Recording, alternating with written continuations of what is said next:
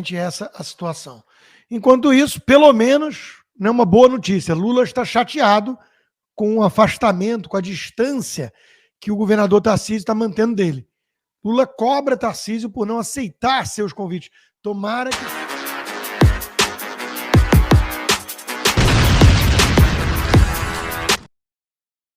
Opa, eu sei que você não aguenta mais ouvir, eu pedi para você fazer o triplo C, curtir, comentar e compartilhar, mas eu peço porque 4 entre cada 10 pessoas sequer estão inscritas no canal e a maioria não ativa as notificações e nem curte o vídeo e isso prejudica o nosso algoritmo. Então ajuda a gente aí. Obrigadão. Isso. Minha amiga Fernanda Bá fez um belo resumo dessa situação toda caótica que a gangue petista sequestrou o país e está destruindo tudo aquilo que o governo Bolsonaro ajudou a construir, a plantar como semente.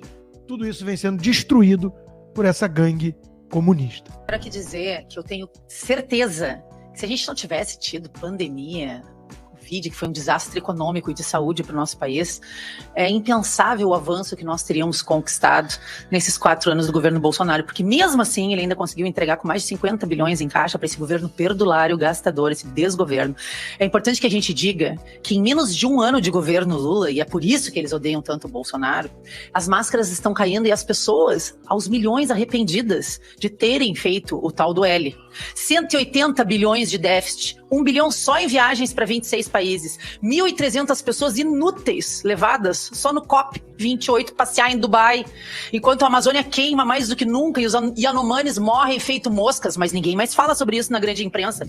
Preocupações vis fora da realidade da população é só que a gente vê sair da boca dos ministros desse governo, que quebram propositalmente o Brasil justamente por causa desse sincericídio dito pelo Lula, de que as pessoas, quando melhoram um pouco de vida ou têm um pouco mais de informação, já não querem mais votar no PT. É por isso que eles querem deixar as pessoas na miséria e na dependência, com baixa escolaridade. É por isso o ataque à educação dos nossos filhos, dos nossos netos. A nossa grande chave de saída disso é os pais e as mães se atentarem pela educação dos filhos, entrarem para dentro das escolas, fiscalizarem o que está sendo ensinado, ensinarem em casa tudo o que precisarem, terem a responsabilidade de fazer parte da vida educacional dos seus filhos, porque é só na questão da educação que a gente consegue virar essa chave. Porque o plano dessa esquerda, que se alimenta da miséria, é destruir a educação e quebrar o país, destruindo o agro e os empreendedores, acabando com a livre concorrência e ajudando só os monopólios dos seus amigos. 40 bilhões, Júlio, para os países da América Latina vão voltar a fluir, sangrando das veias desse país, enquanto não veio R$1 de ajuda financeira até agora para os municípios devastados pela enchente no Rio Grande do Sul. Ele tirou milhões de pessoas do Bolsa Família porque eles querem refazer o cadastro e saber quem está ali. Na verdade, eles vão fazer chantagem política com as pessoas que já estão na miséria. Enfim, esse governo é uma desgraça do início ao fim e nós temos a obrigação de desmascarar isso. Muito bem dito, minha amiga Fernanda Bart. É exatamente essa a situação. Enquanto isso, pelo menos, né, uma boa notícia, Lula está chateado com o afastamento, com a distância que o governador Tarcísio está mantendo dele. Lula cobra Tarcísio por não aceitar seus convites. Tomara que siga não aceitando. Tarcísio está em análise. É um bom governador, é um bom gestor, não é alguém que entenda a importância da guerra cultural, não é um conservador, é um tecnocrata meio positivista, mas tudo bem. Uma ótima alternativa a esses petistas, inclusive muitos tucanos também, de M, né? Mas, de vez em quando, ele vai lá e acena pro capeta. Então, a gente está de olho e se o Lula está reclamando que ele está longe, isso é boa notícia. Bom, quem não quer ficar longe de mim, quer ficar pertinho e vir aqui morar na Flórida ou investir no baita setor imobiliário da Flórida, que só valoriza, porque temos um baita governador, aqui a turma woke não se cria, né? Eu recomendo Torman e Caltabiano como sua agente imobiliária. Conheço muito bem o trabalho delas, sou cliente, estou vendendo mais uma casa com elas, né?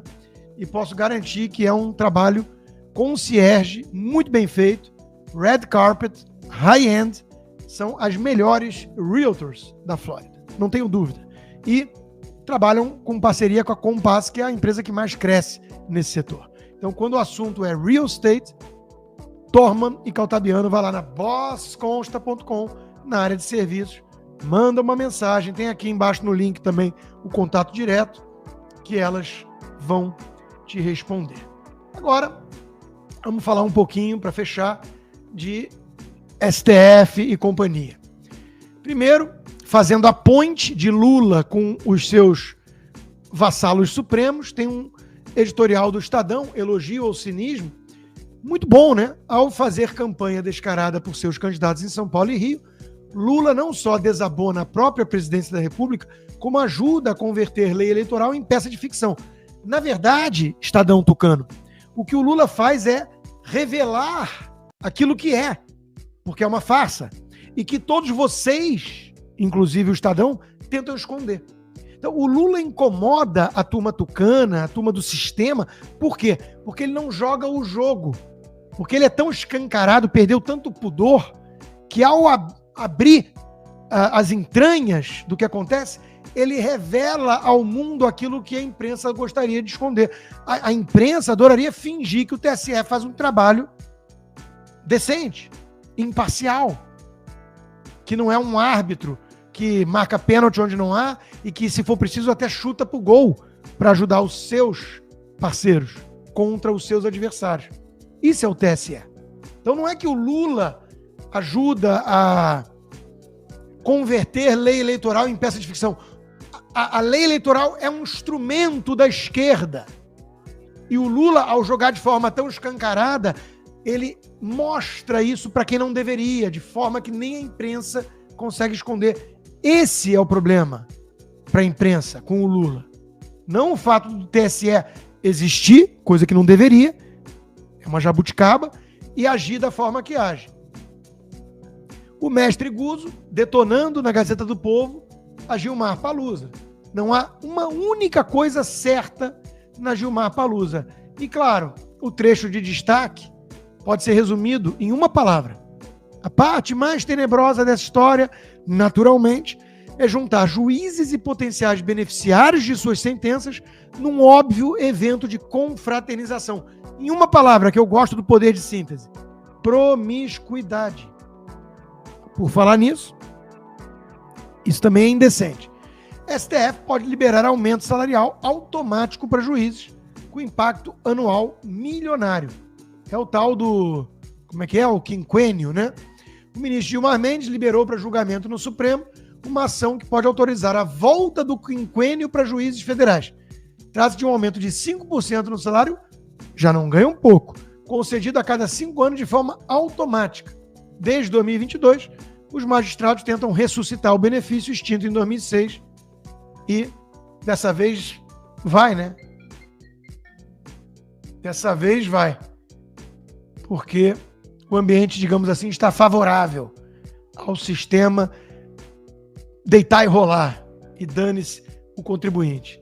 Bom, não se faz mais ministros do Supremo como antigamente. Não se faz mais homens como antigamente. Até porque esse não aceitou ser juiz, ser ministro do Supremo. Único caso na história. O vô do nosso querido amigo Guilherme Fiuza, Sobral Pinto. E isso chegou a mim hoje e eu preciso compartilhar com vocês, porque a gente precisa lembrar que homens já foram assim. Nem todo mundo precisa ser um Barroso, um Zanin, um Toffoli da vida. Foi promulgada a Constituição, criada a Defensoria Pública, e eu fui nomeado Procurador-Geral da Defensoria Pública, e acumulando com a Secretaria de Justiça. E o primeiro ato nosso do governo foi criar uma lei, por lei, o cargo de defensor público honorário e dar para o Sobral Pinto, que a essa altura da vida estava à míngua, já velhinho, ele não cobrava, sem dificuldades de sobrevivência, para dar a ele um salário, porque ele foi advogado a vida inteira. Era defensor público honorário. Olha, que legal. Lei. Sensacional.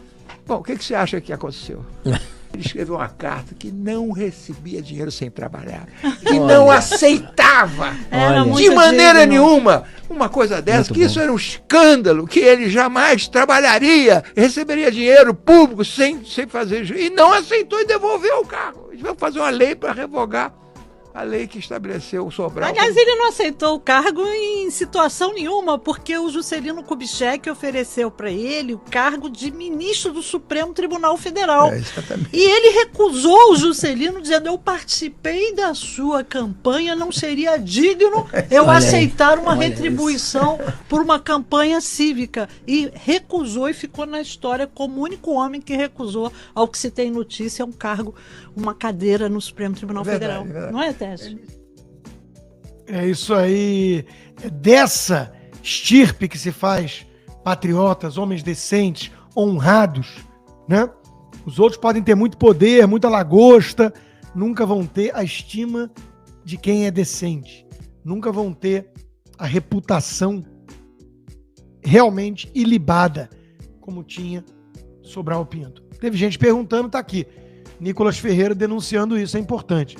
No apagar das luzes, o Senado, sempre o Rodrigo Pacheco, cúmplice dessa gente, quer aprovar a lei da inteligência artificial. O que ninguém te contou é que o texto foi redigido pela filha do Gilmar Mendes e abre a porteira para a regulação das redes sociais por canetada do Executivo, sem passar pelo Congresso. Essa turma sempre agindo na calada da noite, ao contrário do que disse o Lula, porque o Lula sempre diz tudo ao contrário. É ou não é? Meus amigos, muito obrigado pelas várias mensagens de felicitação pelo meu aniversário. Muito agradecido. Muito obrigado pelo apoio. Quem quiser, vai lá no Locals e torne-se um apoiador para viabilizar esse meu trabalho independente. Ou entra no Patreon, rodrigoconstantino.com, e torne-se um patrono hoje mesmo. Você ajuda muito o meu trabalho independente. Nos vemos logo mais no Braddock Show, hoje com meu amigo Serrão e a Fabi, querida Fabi, com o comando do nosso amigo Vitor Brown. E vamos de rock agora. Porque vai lá, inscreva-se, se possível, torne-se um apoiador. É baratinho, gente. No meu caso, se você fizer um pacote anual, dá um lanche de McDonald's por mês. $6 por mês e você viabiliza o meu trabalho.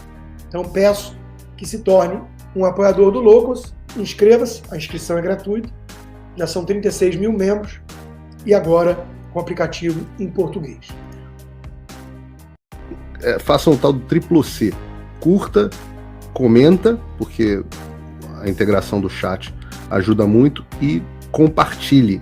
Você pode fazer essas 3 coisas que ajudam o algoritmo a aparecer. Mas eu não estou brincando não, pessoal. Dá uma paradinha agora de 1 segundo e clica no joinha, porque às vezes sabe, a pessoa já está acostumada a ouvir isso. Não, é importante que você faça isso, porque se você não fizer, inclusive atrapalha o vídeo. Parece que o vídeo é menos relevante.